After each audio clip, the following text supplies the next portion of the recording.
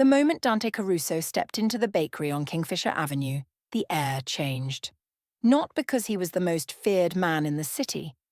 Not because his black suit cost more than most people made in a month.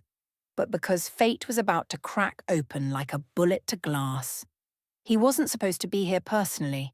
Men like Dante sent others to handle the mundane. But this cake would seal his future, a wedding cake for his marriage to the city councilman's daughter. A union that would transform his family from shadows to suits, from whispered threats to respected power. The bell above the door chimed as his bodyguard Rook scanned the small bakery. Warm sugar filled the air. Display cases gleamed under soft lights. A perfect little shop that had no idea Death had just walked in. Then he saw her. Marisol Vale, his wife, his ghost. 5 years dead in a car explosion that left nothing but ashes and questions. She stood behind the counter in a flour-dusted apron, hair pulled back, eyes wide with recognition and fear. The mixing bowl in her hands nearly slipped to the floor. But it wasn't just Marisol that made Dante's heart stop. It was the little girl half hidden behind her apron. A child with dark lashes and a brave little mouth. A child with eyes that mirrored his own. Eyes that shouldn't exist. Marisol, he whispered, the name like broken glass in his throat. The colour drained from her face so fast it looked like she might faint. The little girl, no more than 4, stepped forward with a child's courage, chin raised like someone had taught her to face monsters without flinching. "You're not my dad," she said, words sharp as tiny knives. Dante felt something crack inside him, something he'd buried under 5 years of violence and grief, 5 years of vengeance he'd called justice. "What did you do with my daughter?" he asked, voice so cold it seemed to freeze the air between them. Marisol's lips trembled. "Dante, you can't be here." And in those 5 words, Dante understood. This wasn't coincidence. This was a trap. Rook shifted by the door, hand sliding toward his concealed weapon. Outside, Dante's black sedan waited, engine running like a patient predator. Dante's eyes caught the security camera in the corner. New model. Positioned perfectly. Someone was watching. Marisol clutched a little boy to her chest, another child Dante didn't recognize. The boy whimpered, burying his face in her shoulder. "You faked your death," Dante said, each word measured and dangerous. Marisol's eyes darted to the window, then back. "I didn't." But Dante knew her tells. The quick inhale. The tremor in her left hand when she lied. He stepped closer, and the floor seemed to tilt beneath him. "Whose children are they?" he demanded. Before Marisol could answer, a door at the back of the bakery swung open. A man stepped out, smiling too comfortably in a baker's polo. He froze when he saw Dante, but his smile didn't fade. It sharpened. "Well," he said smoothly, "this is inconvenient. Kellen Dre, former Caruso employee. A man Dante had once caught selling information, a man he'd spared only because Marisol had begged for mercy. And now here he was, standing behind Dante's dead wife like he belonged there. The pieces weren't just falling into place, they were slamming together with the force of a closing coffin. "You brought him near my family?" Dante's voice could have cut steel. Marisol's eyes flashed with something between fear and defiance. "He isn't near you. You're near us." The words hung in the air, defensive, desperate, loaded with meaning. Kellen clapped his hands lightly as if breaking tension at a dinner party. "Let's not make this messy, Dante. You came for a cake, remember? Let's keep it sweet." Dante moved toward Marisol, ignoring Kellen completely. The little girl, the one with his eyes, pressed closer to her mother's leg but kept staring at him. "Her name," Dante demanded. "Tell me her name." Marisol looked down at the child, defeat washing over her face. "Seren," she whispered. "Her name is Seren." Seren, a name like calm water. A name Dante hadn't chosen but somehow felt right in the hollow of his chest. "Seren," he repeated, the name unfamiliar yet belonging to him somehow. "I said you're not my dad," Seren insisted again, tiny hands balled into fists. Dante knelt down, bringing himself to her eye level. "Maybe not," he said carefully. but I'm here because someone lied to me. Kellen's eyes flicked to the security camera, a movement so quick most wouldn't catch it, but Dante saw everything, always had. That camera wasn't for security. It was for someone watching this reunion unfold. Dante's phone buzzed in his pocket. Unknown number, he answered, never taking his eyes off Marisol and the children. Congratulations, Mr. Caruso, a distorted voice purred through the speaker. You just walked into the part of your life you buried. The blood in Dante's veins turned to ice. Who is this? A friend of your enemies. An enemy of your friends? The voice sounded almost amused. That woman is not supposed to be alive. That child is not supposed to exist. And you? You are not supposed to be soft. Dante's jaw tightened as his eyes locked on the camera in the corner. What do you want? A faint chuckle came through the line. Justice, the voice said, dripping with irony. Or maybe revenge. They taste similar, don't they? If you touch them, Dante began, threat clear in every syllable. Touch them, the voice interrupted. Dante, you've been touching them for years, every time you chose violence over truth. The line went dead. Dante lowered the phone slowly, pieces falling into place with sickening clarity. This wasn't random. This meeting, today of all days, was orchestrated. Because in 3 days, Dante was supposed to marry into politics. Because in 3 days, the Caruso name would go public, legitimate. Because if Dante discovered the truth now, everything would crumble. Dante made his decision in an instant. He moved to the door and locked it, flipping the sign to closed. Kellen's smile finally faltered. You can't do that. Watch me, Dante replied, voice deadly calm. Rook took position at the window, hand resting openly on his weapon now. Marisol's eyes widened with real terror. Dante, if you stay, they'll come. Who? Dante demanded. Marisol looked at Kellen like she wanted him to disappear, then back at Dante. Her voice trembled as 5 years of secrets began to spill. The night I died wasn't an accident, she admitted. I was trying to leave. Dante felt like he'd been struck. Leave me? Marisol's eyes filled with tears. Leave the life. Leave the blood money. Leave the men who smiled at you while plotting behind your back. She swallowed hard. I found proof someone inside your organization was selling people, women, witnesses, children, to a private network. Trafficking. The word alone made Dante's stomach turn. The one line he'd always sworn his syndicate never crossed. Why didn't you come to me? He asked, voice rough with emotion. Marisol's answer cut deeper than any knife. Because I brought it to your uncle instead. Dante froze. His uncle. Santino Caruso, the man who'd raised him after his father's murder. The man who'd taught him about family loyalty above all else. Your uncle told me you weren't ready to hear it, Marisol continued, tears spilling now. He said he'd handle it. Then he staged the explosion, paid off the coroner, and told me if I wanted our baby to live, I would have to disappear. The world tilted beneath Dante's feet. He said you would never forgive me for what I'd found, she whispered, and you'd never stop looking for me. So he made sure you believed I was dead. Dante couldn't breathe. His uncle, his blood, his family. A betrayal so deep it hollowed out 5 years of his life. Marisol's voice broke as she delivered the final blow. And then I found out. I was pregnant. Dante looked at Seren, really looked at her. The shape of her eyes, the set of her jaw, the way she stood her ground even when afraid. His daughter, his blood, hidden from him for 4 years. As the truth settled over him like a shroud, engines growled outside, car doors slammed, boots crunched on gravel.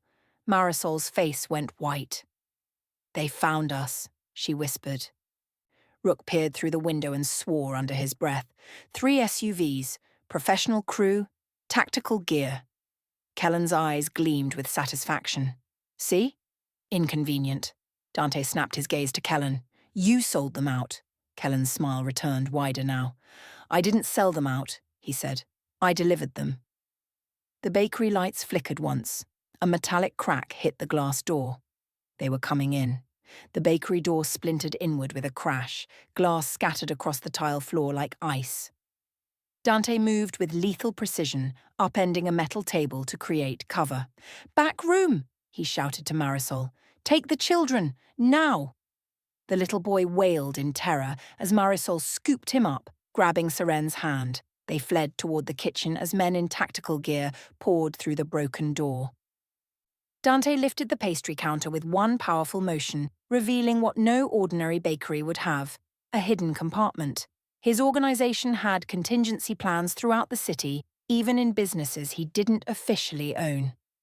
That realization hit him like a blow. Someone had predicted this exact scenario. He pulled out a compact weapon and tossed it to Rook. His bodyguard caught it without a word, their years of silent communication worth more than orders. The first operative charged forward. Not street thugs, professionals. Dante threw a steel tray that caught the man's face with surgical precision. Blood splattered across pristine white tile. Kellen backed away, smirking. "You can't win this, Caruso." A second attacker raised his weapon toward the hallway where Marisol had fled with the children. Dante's world narrowed to a pinpoint. He tackled the man before the shot could fire, driving him into a display case. Glass shattered, pastries crushed beneath them. "Who hired you?" Dante demanded, pinning the operative with brutal force. The man spat blood and laughed. "Your uncle sends his regards, Santino." The confirmation burned like acid.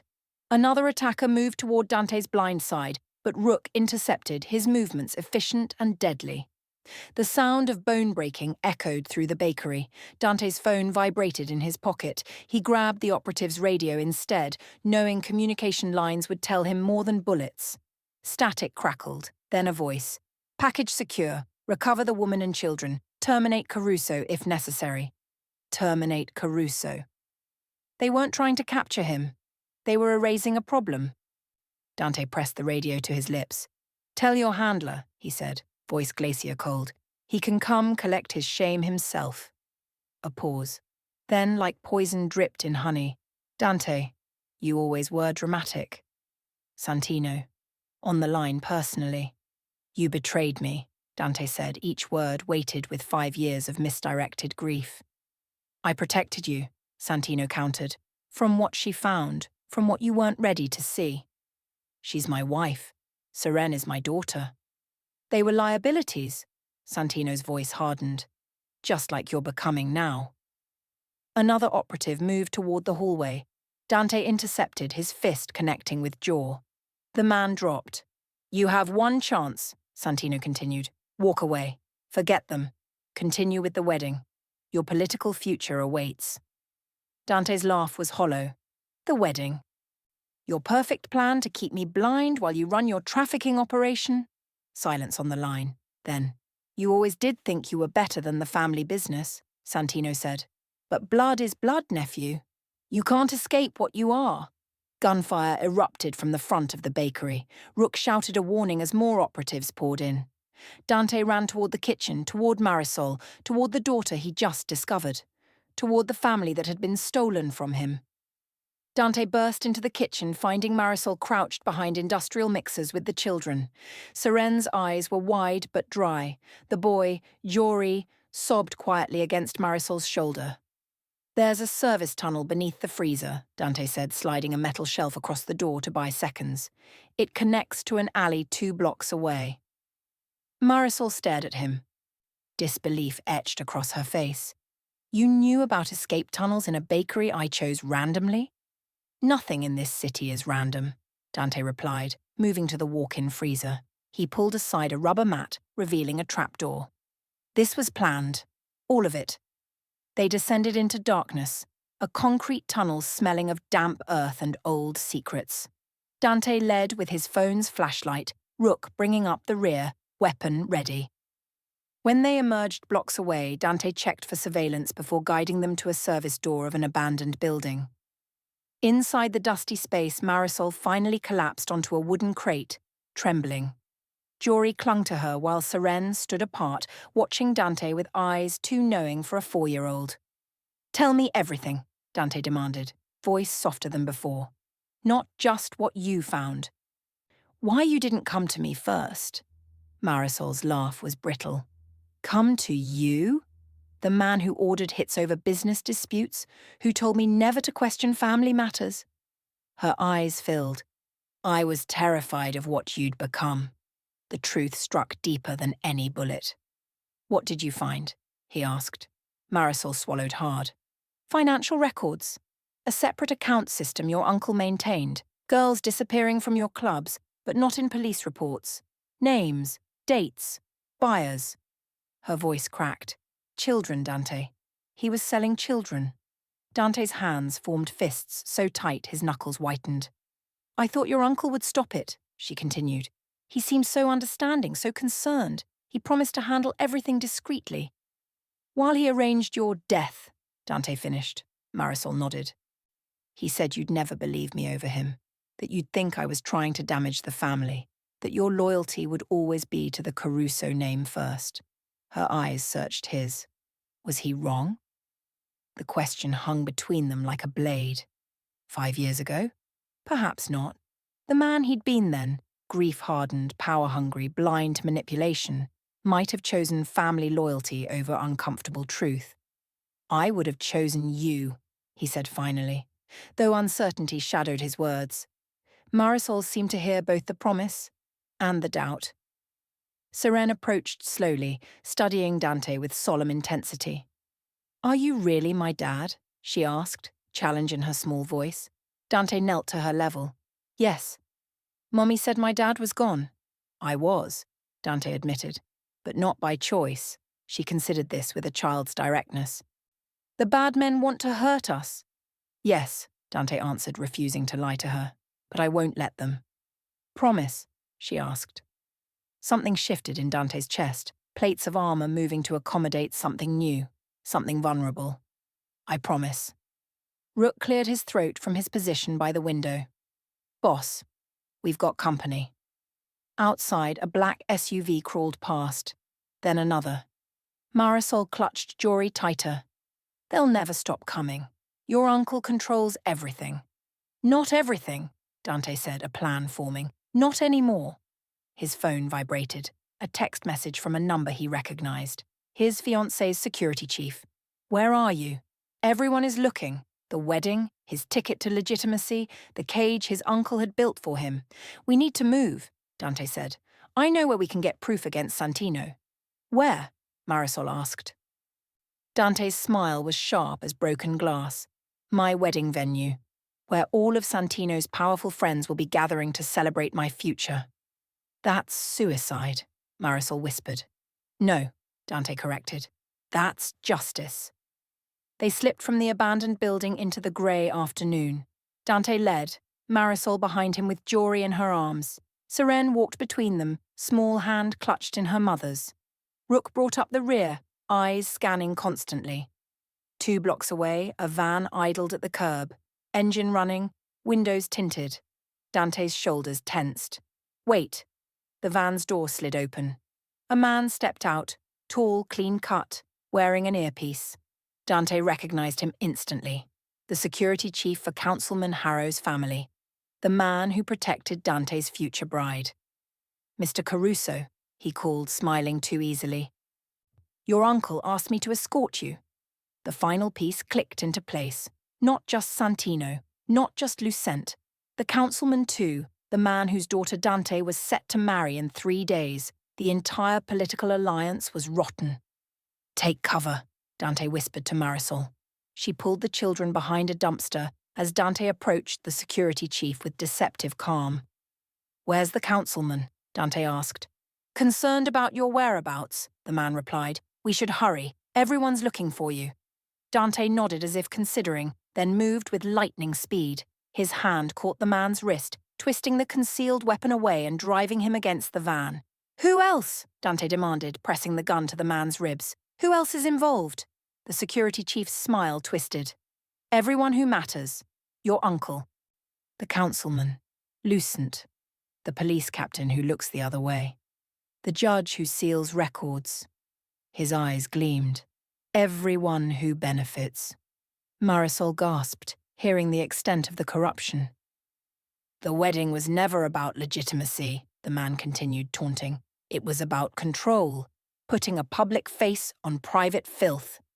Rage flashed through Dante's veins, not the hot, blinding kind he once knew, but something colder, clearer. "Rook," he called, "get the children in the van." Marisol hesitated.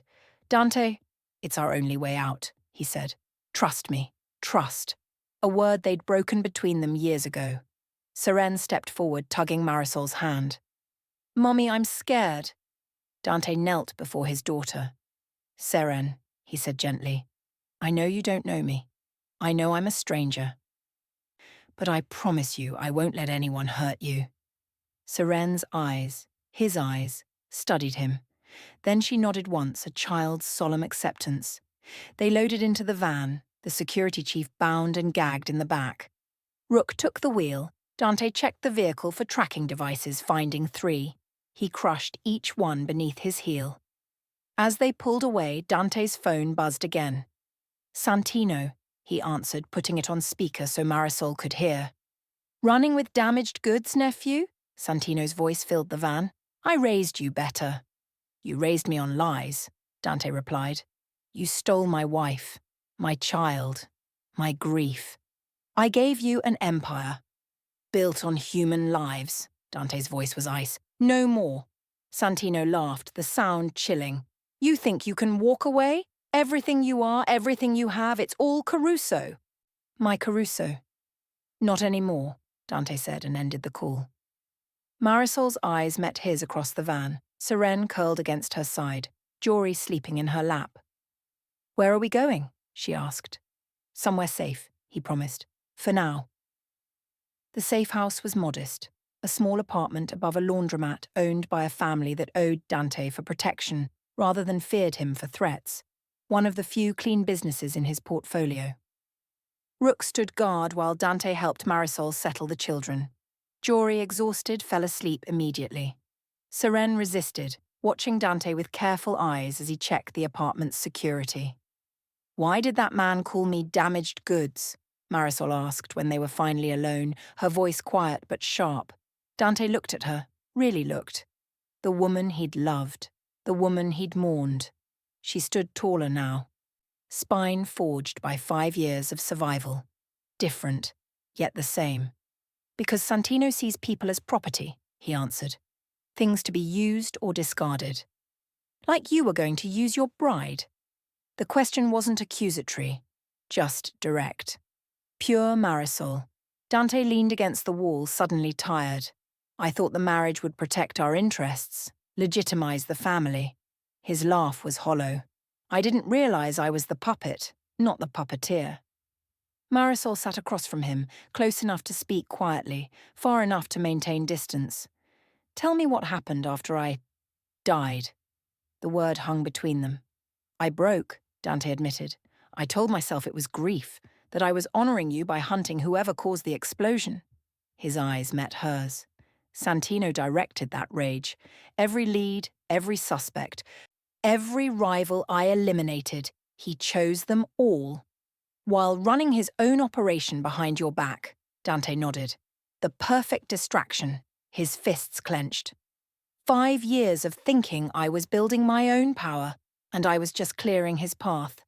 Marisol's face softened slightly. "And Seren, if you had known, I would have torn the world apart to find her." The certainty in his voice surprised even him. Marisol studied him. "You've changed. Have I?" Doubt coloured his words. The Dante I knew wouldn't have hesitated to kill that security chief, wouldn't have worried about frightening a child. Before Dante could respond, Seren appeared in the doorway clutching a blanket. "I can't sleep," she announced. "There are noises." Just the laundromat machines below, but to a child in hiding, every sound was a monster. Dante glanced at Marisol, uncertain. She nodded slightly. "Come here," he said, patting the couch beside him. Seren approached cautiously, then climbed up, keeping a careful distance. "Are you really my dad?" she asked again, as if the first answer might have changed. "Yes." "Why didn't you find us before?" The question pierced Dante's heart. "I thought you were gone," he said softly. "If I had known you were out there, nothing would have stopped me from finding you." Seren considered this, then shocked him by sliding closer, just enough for her small shoulder to touch his arm. A tiny bridge across an impossible gulf. "If you're my dad," she said sleepily, "does that mean the bad men are afraid of you?" Dante looked at Marisol over their daughter's head, saw the tears she was fighting to hide. "Yes," he promised them both. And they should be. Morning light filtered through dusty blinds as Dante woke on the safe-house couch. For one disorienting moment, the world seemed normal, until he saw Seren curled in a chair across from him, watching him with solemn eyes. His daughter. The child who should never have existed in a world where Marisol died. "You don't sleep good," Seren observed, her small voice cutting through the silence. "You make angry noises."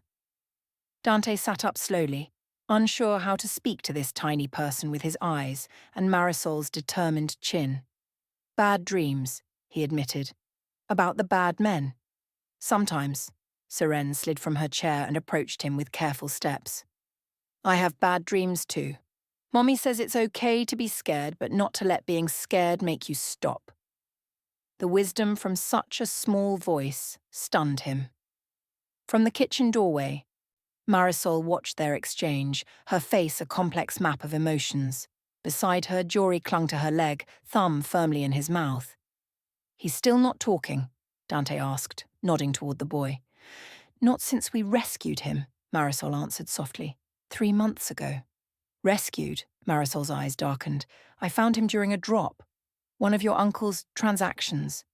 I couldn't leave him." The words landed like blows.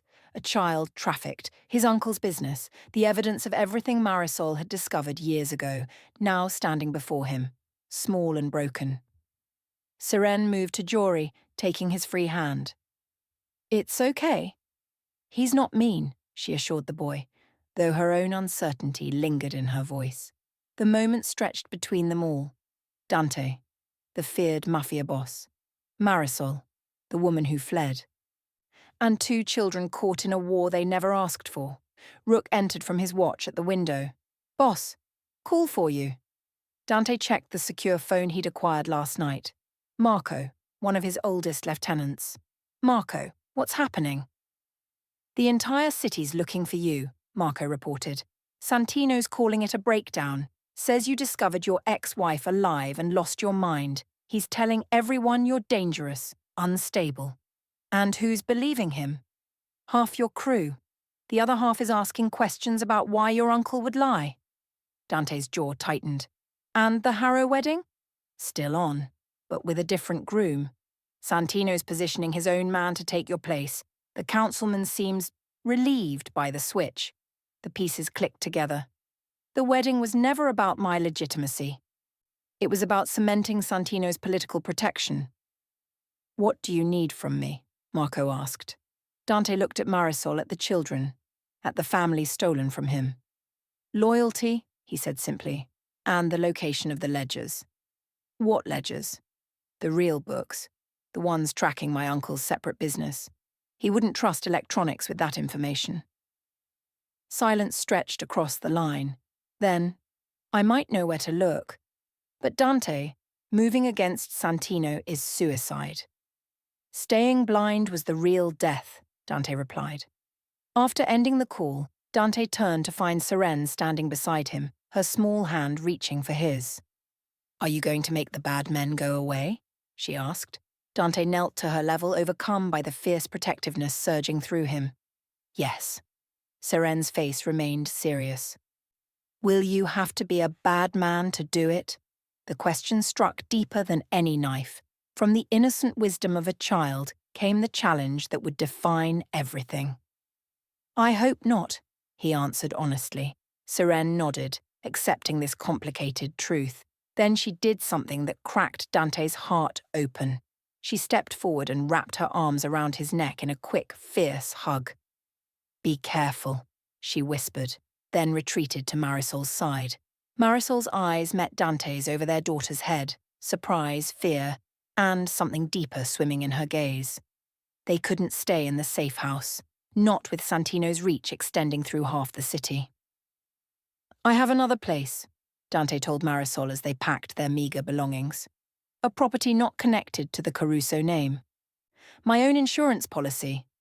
You didn't trust your family even before this? Marisol asked, helping Jory with his shoes. Dante's smile was grim. Trust requires honesty. I always knew we were short on that. They moved quickly, Dante and Rook sweeping for surveillance, Marisol keeping the children quiet. The morning streets buzzed with normal life, oblivious to the war playing out in the shadows. 3 blocks from their destination, Dante's instincts flared. A car passed too slowly. A man on his phone watched them too intently. "We're being followed," he murmured to Rook. "How?" Marisol whispered, clutching the children closer. Nobody knew about this place. The truth settled cold in Dante's stomach. Someone I trusted. He scanned their options: alleyway to the left, busy street ahead, quiet residential area to the right. Each choice carried risks. Change of plans, he decided. Rook, take Marisol and the children to the fallback. I'll create a diversion. Marisol's eyes widened. No, we stay together. If they catch all of us? Then they catch all of us, she interrupted fiercely. I didn't survive 5 years hiding just to lose you when I finally found you. The words hung between them, an admission neither was prepared for. Seren tugged at Dante's coat. I'm scared. Dante made his decision. Together then, follow me. He led them down a narrow service road, then through a restaurant kitchen whose owner owed him favors. They emerged onto a busy avenue, blending with the morning crowd. 2 more blocks, Dante promised as they approached a modest apartment building. That's when he saw him, Victor, his most trusted lieutenant after Marco. Watching from across the street, their eyes locked. Victor's hand moved to his jacket. Down, Dante shouted, pushing Marisol and the children behind a parked car as gunfire erupted.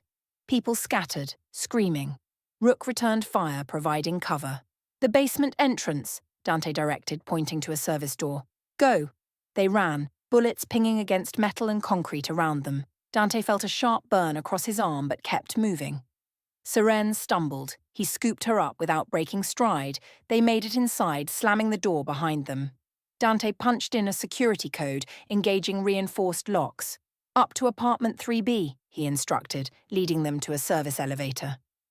Inside the modest apartment, Dante quickly accessed a hidden panel, revealing monitors and security controls. We'll be safe here, he assured them, though doubt gnawed at him. The building's secure. Marisol checked the children for injuries, her hands trembling. How did they find us? Who betrayed us? Victor, Dante said grimly, watching the security feed as police arrived outside. One of my oldest friends. Why would he choose your uncle over you? Dante's laugh was hollow. Money? Power? Or maybe Santino has leverage on him too. My uncle excels at finding people's weaknesses. He turned to find Marisol staring at him, her expression unreadable. What was your weakness? She asked quietly. What did he use against you all these years? Dante met her gaze. Grief, he answered simply. He weaponized my grief for you. Something shifted in Marisol's eyes. She stepped closer, close enough that he could see the faint freckles across her nose that he'd once memorized. And now, she whispered, now he's using my love against me, Dante admitted. For you, for Seren, for the family I just discovered. Marisol's breath caught. Before she could respond, an alert beeped from the security panel. The cameras outside went dark one by one. They've found us, Dante realized with dawning horror. They're cutting the power. How? Marisol demanded. You said this place was secure. The truth hit Dante like a physical blow. Not just Victor. Someone higher, he said, voice tight with betrayal. Someone who knew about this place. Who? Dante's eyes met hers, the weight of betrayal crushing his chest. Marco. We need to move, Dante ordered, already checking his weapon. They've cut the exterior cameras, which means they're coming in hot. Marisol scooped up Jory while Seren pressed against her leg, eyes wide with fear. There's a maintenance tunnel in the basement, Dante continued, moving to a closet where he pulled out a backpack. Leads to the next building. Rook will take you through while I provide cover. No, Marisol said firmly. No more splitting up. Dante met her eyes across the room. This isn't a discussion. You're right, she replied, her voice steel beneath silk. Because I'm not leaving you. Not again. Before Dante could argue, the building's lights flickered. Once, twice. Then darkness. Sirene whimpered, and Dante moved to her instinctively, kneeling to meet her eyes. Remember what you told me. It's okay to be scared. But don't let being scared make you stop, she finished, her small voice wavering but determined. Something fierce and protective surged through Dante's chest. Good girl. Emergency lights bathed the hallway in dim red as they moved swiftly toward the stairwell. Rook led, Dante brought up the rear, Marisol and the children between them. If we make it out, Marisol whispered as they descended. Where do we go? They know all your safe houses. Not all, Dante replied. But first, we need to get your evidence. Marisol nearly stumbled on the stairs. That was 5 years ago, it's gone. No, Santino wouldn't destroy it. Dante's voice hardened. He'd keep it. Insurance against his partners. Control through mutual destruction. They reached the basement just as boots thundered on the floor above. Dante directed them to a rusty maintenance door, keying in a code that made it slide open with a reluctant groan. How do you know where to look? Marisol asked as they hurried through the dank tunnel. Dante's smile was grim. Because I know my uncle. He keeps his most valuable possessions in the one place he thinks I'd never look. Where? My father's grave. The revelation hung in the musty air between them. 2 hours later, they stood in the cemetery's shadowed heart. Mist clung to the headstones as Dante approached the ornate mausoleum bearing the Caruso name. His father, the previous Don, had been buried with ceremony and respect. A man Dante barely remembered, killed when he was just 7. Stand watch, he instructed Rook, who positioned himself near the entrance. Inside, Dante moved with purpose toward his father's marble tomb. He pressed specific points in a sequence, and a hidden compartment slid open. Santino's twisted idea of respect, Dante explained, reaching inside. Hiding his secrets in my father's resting place. Knowing I visit only once a year. He withdrew a small metal box and opened it. Inside lay a flash drive and a leather-bound ledger. Marisol stepped forward, her breath catching. That's it. That's what I found. Her fingers trembled as she touched the ledger. Names, dates, transactions, everything.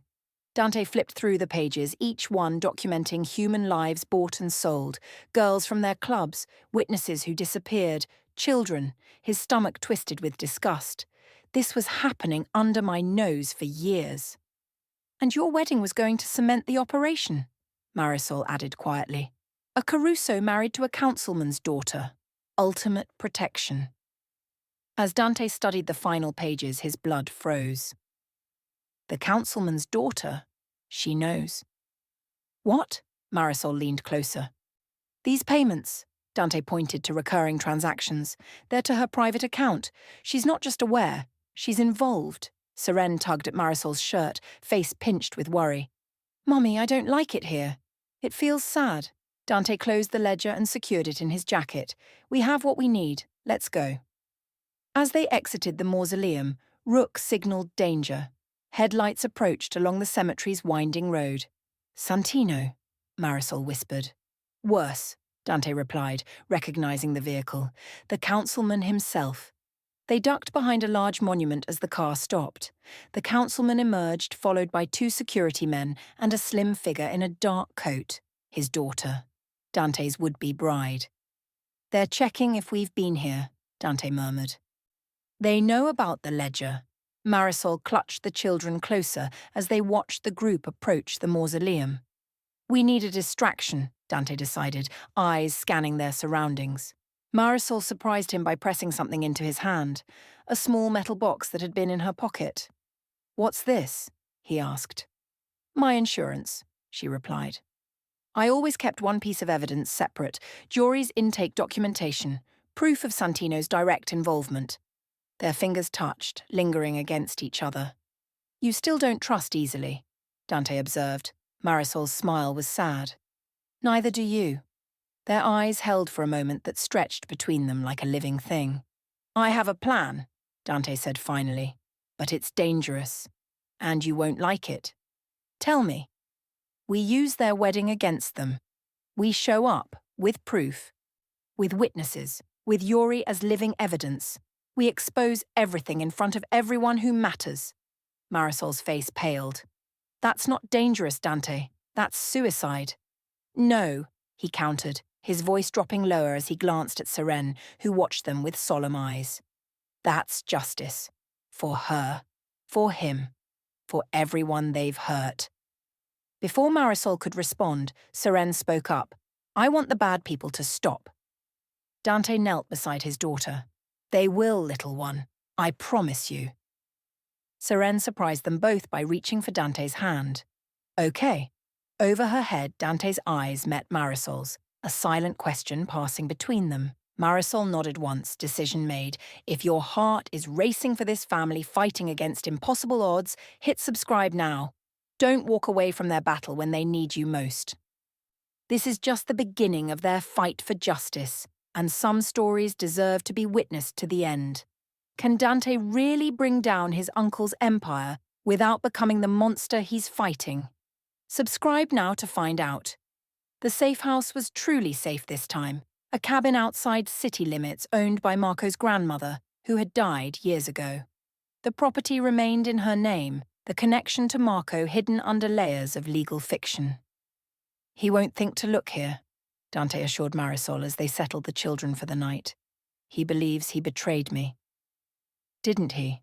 Marisol asked, tucking blankets around Jory. No. Marco and I planned for betrayal years ago. The information he leaked was bait. Dante watched as Seren crawled into the small bed beside Jory. The boy hadn't spoken a word since they'd rescued him, but his eyes followed Seren everywhere. She had become his protector, his voice. Will you come back? Seren asked Dante as he turned to leave the room. The simple question lodged in his chest like a bullet. Yes, he promised. Always. When the children were asleep, Dante found Marisol on the porch, staring at the distant city lights. Tomorrow I meet with Santino, he told her, joining her at the railing, her head whipped toward him. Alone? It's a trap. Of course it's a trap, but he wants to see me break, to beg, to yield. Dante's voice hardened. He won't kill me until he gets that satisfaction. And the ledger? Safe. Marco has it. The real Marco, not the one Santino thinks he owns. Marisol studied his profile in the moonlight. You've changed, she said finally. Have I? The Dante I knew would have burned the city down for revenge by now. Bloody, public, devastating. Dante's smile was without humour. Maybe I'm saving that option. No. Marisol touched his arm the first time she'd initiated contact. You're thinking of Seren, of what she'll think of you. Her eyes searched his, of what kind of father you want to be. The truth of her words struck deeper than any knife. 5 years ago, he would have unleashed hell without thought to consequences. Now every move was measured against a child's innocent question. Are you going to be a bad man? When did you become so wise? He asked quietly. When I became a mother. Her hand remained on his arm, warm through his shirt. Being responsible for her life. It changed everything. Silence stretched between them, filled with unspoken regrets. I should have told you about the pregnancy, she admitted, before everything happened. Would it have changed anything? Maybe everything. Dawn broke cold and clear as Dante prepared to meet his uncle. He dressed carefully, armour of a different kind. Not the sharp suits that intimidated, but clothing that reminded Santino of Dante's father. A subtle psychological blow. Marisol found him adjusting his watch, his father's watch. Promise me something, she said, her voice tight with worry. What? Don't become him. Her eyes were fierce. Not your uncle, not even your father. Be better. Dante held her gaze. I'm trying. The meeting place was neutral ground, an old church where the Caruso family had worshipped for generations. Santino waited inside, alone as agreed, though Dante knew snipers likely covered every entrance. Nephew. Santino rose from the front pew, arms extended as if for an embrace Dante would never give. You look well for a man on the run. Dante remained still. No more games, uncle. Games? Santino chuckled, circling Dante like a predator. Is that what you call family business? Trafficking isn't family business. It's filth. It's profit. Santino's voice hardened. Profit that built your precious empire. That paid for your suits, your cars, your power. He stepped closer. You think your hands are clean, Dante? Everything you have is stained with the same blood you pretend to despise. Dante's jaw tightened. That doesn't justify what you did to Marisol, to my daughter. I protected you. Santino's facade cracked, anger bleeding through. From a woman who would have destroyed everything. From a child who would have weakened you. By stealing my family. By preserving your legacy, Santino shouted. Your father understood sacrifice. He knew what building power requires. My father? Dante's voice went dangerously quiet. Santino's smile returned, cruel, knowing. Who do you think started our more specialized ventures? Where do you think I learned the trade? The world tilted beneath Dante's feet. You're lying. Am I? Why do you think he was killed? He crossed the wrong partner. Santino circled closer. And I protected you then too. Raised you, guided you, made you strong enough to survive in this world. Memories flashed through Dante's mind, his father's rare moments of affection, always overshadowed by absence, by business, by the family legacy that consumed him. You used me, Dante said, the truth crystallizing. You never wanted me to take over. You wanted a figurehead while you ran everything from the shadows. And you played the part beautifully, Santino's voice dropped to a confidential whisper, until that woman returned, until you let sentiment cloud your judgment, again. Sentiment? Rage coiled in Dante's chest. She's my wife. Serene is my daughter. They are liabilities, Santino corrected. And I offer you one chance to save yourself, return to the fold, continue with a modified version of our plan, marry into power. A different family, perhaps, but the same result. And Marisol? Seren? Santino's smile was empty of mercy. Will disappear. Permanently this time. Dante stepped closer, close enough to see the network of broken vessels in his uncle's eyes, the lines of cruelty etched around his mouth. You taught me many things, Uncle, Dante said, voice soft with controlled fury. The most important? Know your enemy's weakness. Santino's smile faltered.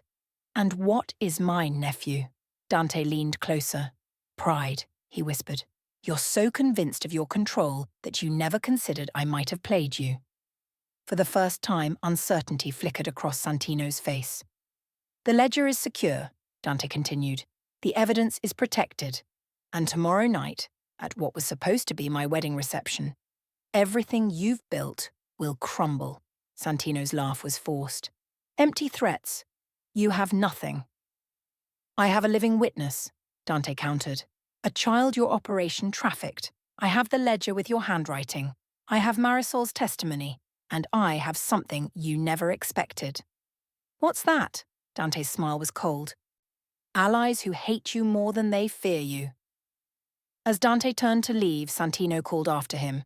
They'll never let you expose them. The councilman, the judge, the police captain. They'll kill you first. Dante paused at the door, looking back at the man who had shaped him through lies and manipulation. Maybe, he acknowledged, but some things are worth dying for. As he walked away, Santino's final words followed him like a curse. You think you're choosing justice, but you're choosing destruction. And when it's over, when your precious family lies bleeding, remember, I tried to save you from yourself. The grand ballroom of the Montclair Hotel buzzed with activity as staff prepared for tomorrow's wedding reception. Crystal chandeliers caught the afternoon light, casting prisms across tables draped in white linen. Flowers arrived by the truckload, white roses the bride's favourite, a bride who would never walk down the aisle. Dante adjusted his cufflinks, watching the preparations from a private balcony. His phone buzzed with a message from Santino. Meeting with the councilman at 4. Don't be late. Are you really going? Marisol asked, joining him at the railing. She'd kept her distance since his meeting with Santino yesterday, as if sensing his inner turmoil. I have to make him believe I've surrendered, Dante replied, that I'm accepting his terms. And if he doesn't believe you, Dante's smile was sharp. Then I die today instead of tomorrow, Marisol flinched. Don't joke about that. Who's joking? Their eyes met, years of unspoken feelings suspended between them. Rook has secured the evidence, Dante continued. Marco has arranged for 3 reporters to be on standby, ones who can't be bought or threatened. And the children. Safe. The cabin is guarded by the only men I still trust. Marisol stepped closer, close enough that he could smell the faint citrus of her shampoo. And what about after? If we survive this, what happens to us?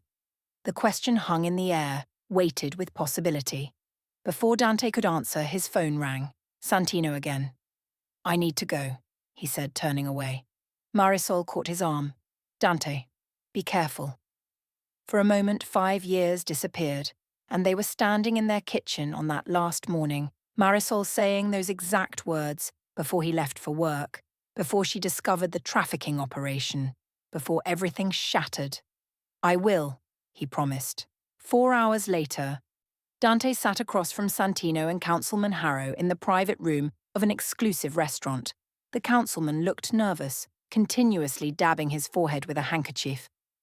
So we understand each other, Santino was saying, his voice smooth as oil. The wedding proceeds with a suitable replacement. You publicly support the union. In return, your indiscretion with your former wife remains private. And Marisol? The children? Dante asked, playing his role. Will be handled discreetly, the councilman interjected, unable to meet Dante's eyes. Dante forced himself to nod. I want your word they won't be harmed. Santino's smile didn't reach his eyes. Of course, nephew. Family is everything. The lie hung between them, nearly visible in its audacity. As they left the restaurant, Santino pulled Dante aside. I'm proud of you, he said, clapping him on the shoulder. You've chosen wisely. Dante smiled back, matching his uncle's false warmth. I learned from the best. At the cabin that evening, Dante found Seren sitting on the porch steps, small face solemn in the fading light. Are you really going to a party tomorrow? She asked as he settled beside her. Yes, he answered. An important one. Seren picked at a loose thread on her sleeve. Mummy's scared. I know. Are you? Dante considered lying, then remembered his promise to himself, never to lie to this child. Yes, he admitted. But sometimes we have to do scary things to fix what's wrong. Seren nodded, as if this made perfect sense. Then she surprised him by leaning against his side, her small warmth a revelation against him. I think you're brave, she said simply. Something cracked open in Dante's chest, something he'd kept walled off for years. Seren, he said carefully, after tomorrow things will be different. Better, I hope. But I want you to know... He paused, searching for words that wouldn't frighten her. I want you to know I'm going to try to be a good father. Seren looked up at him, her eyes, his eyes, serious. I know, she said. You already are. Those 3 words struck deeper than any bullet ever could. Inside, Dante found Marisol packing a small bag with essentials for tomorrow. Everything set? He asked. She nodded, not meeting his gaze. Rook delivered the dresses. The security passes are authentic. Marisol, don't, she interrupted. Don't make promises about tomorrow. Not yet. As Dante turned to leave, his phone chimed with a text. From a number he didn't recognize. He knows. The plan is compromised. Someone talked. The Montclair ballroom transformed at night, a glittering fantasy of wealth and power. Politicians mingled with judges, business leaders with police officials. The city's elite gathered to celebrate a union that would cement their shared interests, a union built on blood money and human suffering. Dante stood at the entrance in a perfectly tailored tuxedo, playing the part of the chastened nephew. Beside him, not Marisol, but his appointed replacement bride, the daughter of another influential family, hastily arranged by Santino as a substitute. She smiled vacantly, unaware she was merely a pawn. "Smile, nephew," Santino murmured, appearing at Dante's elbow. "Tonight we rebuild what your momentary madness nearly destroyed." Dante forced his lips into the appropriate curve. "Of course, uncle." Santino's eyes gleamed with satisfaction. "I've taken precautions, naturally. Every entrance is guarded, every guest vetted, in case you had any lingering ideas." "You were always thorough," Dante acknowledged. "I made one change to the program," Santino continued. "You'll make your formal apology for your absence earlier in the evening, explain your temporary confusion over seeing a woman who resembled your late wife." The message was clear. Publicly discredit Marisol before she could appear. "As you wish," Dante replied, his voice betraying nothing. Across the room, Councilman Harrow raised his glass in a silent toast, relief evident in his posture. Beside him, his daughter, Dante's original fiancée, watched the proceedings with cold calculation. The hours crawled by. Champagne flowed, music played. Dante circulated, shaking hands, accepting congratulations for an engagement that wasn't his. At 9 o'clock, Santino clinked his glass for attention. The crowd quieted as he took the microphone.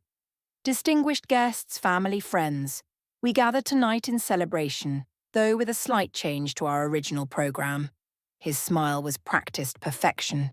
"My nephew Dante will address you regarding recent events. Then we will continue with our evening's festivities." Dante approached the stage, each step measured and deliberate. The crowd watched expectantly, hungry for the scandal they'd been promised. He adjusted the microphone, scanning the room one last time. No sign of Marisol. Had the plan failed? Had she been caught? "Ladies and gentlemen," he began, "I stand before you tonight with a confession." The crowd leaned forward collectively, anticipating juicy gossip about a mental breakdown. "My confession is this," Dante continued. "For 5 years I have been blind to the corruption at the heart of my own family." Santino stiffened, his smile freezing in place. "I recently discovered that my wife, Marisol Caruso, did not die in that car accident 5 years ago. She was forced into hiding to protect herself and our unborn child." Murmurs rippled through the crowd. Santino moved toward the stage, but security guards, Marco's men, quietly repositioned throughout the evening, blocked his path. "She discovered evidence of human trafficking," Dante continued, his voice carrying clearly through the stunned silence. "An operation run from within the Caruso organization by my uncle, Santino Caruso, with the knowledge and protection of many in this room." The murmurs became a rumble. The councilman's face drained of colour. "This is absurd," Santino called out. "My nephew is unwell." The ballroom doors swung open. Marisol walked in, stunning in a deep blue dress that made her look like vengeance personified. Behind her came Rook, escorting a small, solemn boy, Jory. The room went silent as death. "This child," Dante said into the microphone, "was rescued from a transport organized by my uncle. One of dozens. His documentation, along with comprehensive records of the operation, has been delivered to federal authorities and select journalists who are, at this moment, waiting outside." Santino lunged toward a side exit, only to find it blocked by more of Marco's men. "Many of you participated," Dante continued, his gaze sweeping the room. "Many of you profited. Your names, accounts, and communications are all documented." Panic erupted. People pushed toward the doors only to find federal agents entering instead. Through the chaos, Dante descended from the stage. Marisol moved toward him, their eyes locked across the room. A flash of movement caught his attention. Santino breaking away from Marco's men, reaching inside his jacket. Time slowed as Dante saw the gun emerge, saw it aim not at him, but at Marisol. "No!" Dante shouted, lunging forward. The shot cracked through the chaos. Dante's body collided with Marisol's, driving her to the floor as pain exploded across his shoulder. More shots, security returning fire, screams, breaking glass. "Dante!" Marisol's voice reached him through the haze of pain, her hands pressing against his wound. He looked up at her, memorizing her face in case it was the last thing he'd see. "I love you," he said. The words he should have said yesterday, years ago, always. Marisol's tears fell onto his face. "Stay with me," she begged. "Stay with me this time." Across the room, Santino was surrounded, his empire crumbling around him in real time as agents arrested the city's corrupt elite one by one. Justice had come at last, but as darkness crept into the edges of Dante's vision, he wondered if he would live to see the aftermath of the war he'd started. White hospital ceiling tiles swam into focus as Dante opened his eyes. The steady beep of monitors replaced the chaos of gunfire and screams. His shoulder throbbed beneath layers of bandages, but the pain told him one crucial thing. He was alive. "You're awake," Marisol whispered, leaning forward in the chair beside his bed. Dark circles shadowed her eyes. She hadn't left his side.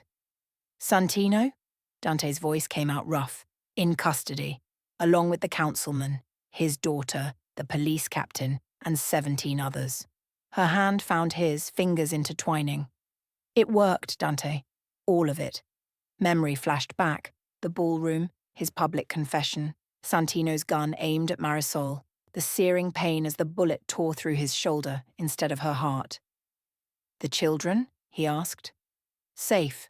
Marco has them at the cabin. Seren keeps asking about you." A small smile touched Marisol's lips. "She made you a get-well card. It's very dramatic." Dante tried to sit up but winced as pain lanced through his shoulder. "Easy," Marisol cautioned. "The bullet missed anything vital, but you lost blood." The door opened and Rook entered with Marco close behind. "Boss?" Rook acknowledged with a nod. Marco approached the bed, relief evident in his face. "The news is everywhere. They're calling it the biggest corruption bust in the city's history." "And our organization?" Dante asked. Marco's expression turned grim. "Fractured. Half the captains have gone to ground, afraid they'll be implicated. The other half are waiting to see what you do next." "The evidence?" "Clean. Your name isn't on any of the trafficking documents. Santino kept that operation separate." Dante nodded, relieved but not surprised. His uncle had been too proud of his side business to share credit, even on paper. Marco continued. "The feds are offering a deal. Immunity for information on remaining networks. They know you weren't directly involved, but they want the rest of the operation. And if I refuse, then they look harder at everything else we've done over the years." Marco's meaning was clear. Dante might not be guilty of trafficking, but his hands weren't clean. A nurse appeared to check Dante's vitals, effectively ending the conversation. When she left, Marisol moved closer. "What will you do?" she asked quietly. Dante met her eyes. "What would you want me to do?" The question hung between them, heavy with implication. This wasn't just about legal consequences, it was about who Dante would choose to be moving forward. The man he had been, or the man he wanted to become. "I want you to be someone Seren can be proud of," Marisol answered finally. 3 days later, Dante was released from the hospital. His arm in a sling, he walked out, flanked by Rook and Marco, into a media frenzy. Cameras flashed as reporters shouted questions. "Did you know about your uncle's operation? Will you testify against the councilman? Is it true your wife faked her death?" Marco guided them through to a waiting car as Dante maintained stoic silence. The news played constantly in the background as they drove to a new safe house. Santino being led into court in handcuffs. The councilman's tearful press conference claiming ignorance. Footage of rescued victims, their faces blurred. Justice was happening, but at what cost? At the safe house, a modest suburban home far from his usual territory, Seren waited on the porch steps. When she saw the car, she leapt to her feet and ran down the path. Dante barely had time to brace himself before she collided with him, small arms wrapping around his waist. "You came back," she said, face pressed against him. Pain shot through his injured shoulder, but Dante didn't pull away. Instead, he knelt down, bringing himself to her eye level. "I promised, didn't I?" Seren's eyes, his eyes, searched his face. "The bad men won't come anymore?" "No," he assured her, "they can't hurt us now." Inside, Jory sat at the kitchen table with crayons spread before him. When he saw Dante, he didn't run or hide. Instead, he did something that stunned everyone. He spoke. "Thank you," he whispered, the words barely audible but unmistakable. Marisol's hand flew to her mouth, tears filling her eyes. 3 months of silence broken by 2 simple words. That night, after the children were asleep, Dante found Marisol on the back porch. She stood in the cool night air, arms wrapped around herself as if for protection. "I made my decision," Dante said, joining her. "I'm taking the deal." Marisol turned, studying his face in the dim light. "What does that mean for you?"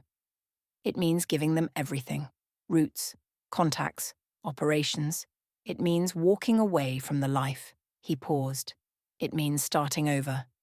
"Can you do that? Just walk away?" Dante's laugh was soft, without humor. 5 years ago, I would have said no. The organization was my identity, my purpose. His eyes found hers. But losing you, it changed me. Not enough, maybe. Not in time. But enough to know I don't want to be that man anymore. Marisol stepped closer, close enough that he could feel her warmth. "And what man do you want to be?" "A father Seren deserves," he answered honestly. "A man worthy of a second chance. With you." Marisol's breath caught. Slowly, carefully, she reached up to touch his face. "I never stopped loving you," she admitted, "even when I feared what you'd become." Dante turned his face into her palm, eyes closing at her touch. "I never stopped looking for you, even when I thought you were a ghost." Their lips met, tentative at first, then with growing certainty. 5 years of grief and secrets dissolving in a kiss that felt like coming home. 6 weeks passed in a blur of federal interviews, immunity negotiations, and careful rebuilding. The suburban house became a temporary home as Dante dismantled his criminal empire piece by piece. Each day brought new challenges, former associates feeling betrayed, authorities pushing for more information, threats from those who feared exposure. But each evening brought Seren running to greet him, Jory's slow smile, and Marisol's steady presence. On a crisp autumn morning, Dante sat across from Federal Agent Carter, signing the final immunity agreement. "You understand the terms," Carter said, not a question but a statement. "Complete cooperation, relocation, new identities if necessary." "I understand," Dante replied, signing his name one last time. "Your testimony has already led to 32 arrests," Carter continued, gathering the papers. "The trafficking network is effectively dismantled. And Santino? Facing multiple life sentences, no possibility of parole." Carter's professional mask slipped, showing genuine emotion. "That boy you rescued, Jory, his case alone would have been enough." Dante nodded, thinking of how Jory had slowly begun to speak over the past weeks. Short sentences, simple words, each one a victory. "What happens now?" Dante asked. "You disappear," Carter answered simply. "New location, new start. We'll handle the details." That evening, Dante explained it all to Marisol as they packed the few possessions they would take. "They've secured a house in a small town 3 states away," he told her. "New names, new backgrounds. I'll have restrictions, but we'll be safe." Marisol folded a small dress of Seren's, her movements careful. "And the children? We'll have normal lives, schools, friends, a future without looking over their shoulders." Marisol set down the clothing and faced him directly. "And us? What will we be to each other in this new life?" The question they'd been circling for weeks. Dante reached into his pocket and withdrew a small velvet box. "I was hoping," he said, opening it to reveal a simple silver ring. "We might be husband and wife." Again. Marisol's eyes widened. "You kept it," she whispered, recognizing her original wedding band. "Marco recovered it from the evidence lockup after the explosion." Dante's voice roughened. "I carried it for 5 years." Tears filled Marisol's eyes as she took the ring, turning it in her fingers. "We're different people now." "Yes," Dante agreed. "Better, I hope." Before she could answer, a commotion erupted from the front of the house, shouting, "A crash!" Dante moved instantly, pulling Marisol behind him as he reached for the weapon he no longer carried. Rook appeared in the doorway, face grim. "We have a problem," he said. "Victor's here. He's got men with him." Victor, the lieutenant who had betrayed them, who should have been arrested with the others. "Where are the children?" Dante demanded. "Safe room. Marco's with them." Dante moved toward the front of the house, Marisol close behind despite his gesture for her to stay back. Victor stood in the living room, flanked by 3 armed men. His face bore a fresh scar from the ballroom chaos. "Caruso," he sneered, "playing house while selling out your own people." "You were never my people," Dante replied coolly. "You were Santino's." "Semantics." Victor gestured to his men to spread out. "Your uncle sends his regards from prison. Asked me to deliver a message." "I'm done with his messages," Dante said. Victor smiled, ugly and promising pain. "This one's not verbal." He raised his gun, and Marisol stepped forward. "Stop," she commanded, her voice ringing with authority Dante had never heard before. "You won't touch him." Victor laughed. "The baker has claws. Cute." "The baker," Marisol said evenly, "has evidence against you too. Insurance I kept separate from everything else." Victor's smile faltered. "A complete record of your involvement," she continued. "Time-stamped, documented, secured with instructions to release it if anything happens to us." Dante stared at her in amazement. All this time, she'd had a final layer of protection he knew nothing about. "You're bluffing," Victor said, but uncertainty had crept into his voice. "Try me," Marisol challenged. "See what happens when that evidence reaches the federal prosecutor tomorrow morning." The standoff stretched for 10 excruciating seconds before Victor lowered his weapon. "This isn't over, Caruso," he spat. "Your uncle has friends everywhere, even in your new life." "Tell Santino," Dante replied, "that if he sends anyone else after my family, there won't be any deals left to make.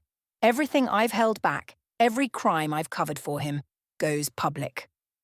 After Victor and his men left, Dante turned to Marisol in disbelief. "You had additional evidence this whole time?" Marisol's smile was slight, but fierce. "Of course I did. I learned from living with you. Always have insurance." Dante laughed, a genuine sound rarely heard in the past 5 years. "You're remarkable." "I know," she replied, then held up the silver ring he'd given her moments before. "And yes." "Yes?" "Yes. I'll marry you again." She slid the ring onto her finger. But this time, no secrets between us. No empires. Just family.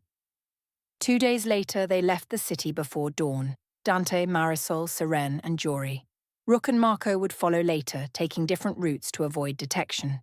As they drove past the city limits, Seren pressed her face to the window. "Where are we going?" she asked, watching the familiar skyline fade behind them. "Home," Dante answered. "A new home." Marisol's hand found his on the gearshift, her touch a promise. In the rearview mirror, Dante watched the city shrink, the place where he'd built an empire of fear, lost everything, and somehow, against all odds, found his way back to what mattered. Not power, not control, but this, a second chance at a life he'd never believed possible. As the sun rose ahead of them, Dante made a silent vow, not of vengeance this time, but of protection. Whatever came next, whatever threats remained, he would face them not as a Mafia boss, but as something far more dangerous, a man with something worth fighting for. 2 years passed like a dream. The small coastal town embraced the Williams family, without question. David and Maria, business owners, their daughter Sarah, their adopted son Jason. A normal family with a normal life. Except they weren't. Dante stood on their back porch watching the sunset paint the ocean gold. The small bakery they'd opened downtown, Marisol's dream, not his, had flourished. Seren, now 6, thrived in first grade. Jory spoke in full sentences, his nightmares growing less frequent. The scars remained, both visible and hidden. Dante's shoulder ached when rain came. Marisol still checked the locks twice each night, but they were healing. "Penny for your thoughts," Marisol said, joining him with coffee mugs in hand. "Just thinking about how ordinary we look," Dante replied, accepting the cup. "How no one here would believe who we used to be." Marisol leaned against him, warm and solid. "Is that bad?" "No," he admitted. "It's peaceful." The testimony he'd provided had brought down not just Santino's operation but 3 connected networks across state lines. His uncle remained in maximum security, stripped of power and connections. The councilman had taken a plea deal, turning on his co-conspirators for reduced time. Justice of a kind. Seren burst through the back door, waving a paper. "Dad! Look what I drew!" Dante knelt to examine her artwork, a family portrait in vibrant crayon. 2 adults, 2 children, a house with a red door like theirs. "It's beautiful," he told her, still marveling at how easily she called him Dad, now. "Ms. Patterson says we have to draw our family," Seren explained. "Jory did one too, but he's still finishing." As she raced back inside, Dante rose, catching Marisol's knowing smile. "What?" he asked. "Just remembering when you couldn't even look at her without fear in your eyes," Marisol answered. "Now you're the father who checks homework and builds sandcastles." "Disappointed?" he teased. "Never." She kissed him softly.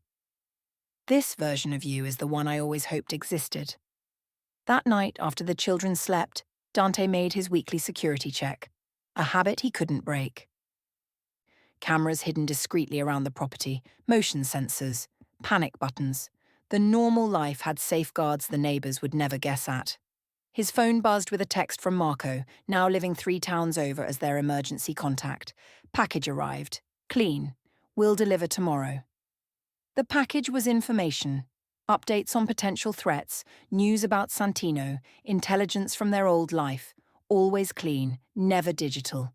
Old habits. Dante slid into bed beside Marisol, who stirred and moved against him. "Everything okay?" she murmured. "Perfect," he assured her, arm wrapping around her waist. Morning arrived with Jory's laughter, once so rare, drifting up from downstairs. Dante found the kids at the kitchen table, Seren teaching Jory to fold paper airplanes while Marisol mixed batter for pancakes. This was what he'd fought for. What he'd bled for. This ordinary miracle of family. The doorbell rang. Dante tensed instinctively. They weren't expecting visitors. Marco never came to the front door. "I'll get it," he said, gesturing for Marisol to stay with the children. Through the peephole, he saw a delivery man holding a package. Ordinary. Expected. Except, Marco's delivery wouldn't come until afternoon. "Stay back," he called to Marisol, who immediately gathered the children and moved toward the safe room built into their pantry. Dante checked the security camera feed on his phone. The delivery truck had no company markings. The man wore standard uniform, but his posture was wrong. Balanced, ready. Not a delivery man. A professional. Dante didn't open the door. Instead, he slipped out the side entrance, circling behind the visitor. Years of peace hadn't dulled his instincts or his skills. The man sensed him too late. Dante had him pinned against the wall before he could reach for his concealed weapon. "Who sent you?" Dante demanded. The man smiled despite his position. "Consider it a wedding gift. From an old friend." "What friend?" "Your uncle sends his regards," the man said. "He wanted you to know. Family reunions are his specialty." Cold dread pooled in Dante's stomach. Santino is in maximum security. "Was," the man corrected. "Witness protection has its perks when you have enough dirt on the right people." Dante's mind raced. Santino free. Santino with a deal. Santino knowing where they lived. He doesn't want revenge, the man continued, seeming almost amused. He wants his family back. Says blood is blood. No matter what. After securing the intruder for questioning and ensuring the house was safe, Dante found Marisol in the kitchen, her face tight with worry. He found us, she said. It wasn't a question. Dante nodded. We need to move. Tonight. And then what? Marisol asked, frustration breaking through. We run forever? Start over again and again? Dante took her hands, feeling the soft strength in them. No. We end this. Once and for all. How? Dante's eyes hardened with resolve. By giving Santino exactly what he wants, a family reunion. Outside, the ocean crashed against the shore, constant and cleansing. Inside, a decision formed like steel being tempered. No more running. No more fear. Dante Caruso might have disappeared, but his capacity for justice remained. Justice with mercy when possible, justice with teeth when necessary. As they prepared to face this final battle, Dante looked at Marisol, the woman who had once fled from him in fear, who now stood beside him in strength. Are you with me? He asked. Marisol's smile was like a blade catching light. Always. If this journey of redemption, justice, and love has touched your heart, hit subscribe now. Every family has battles to fight, but some fights are worth everything. Don't miss what happens when a reformed mafia boss must face his past one final time to protect the future he never thought he deserved. Some stories don't end. They just open doors to even greater battles. Are you coming with them?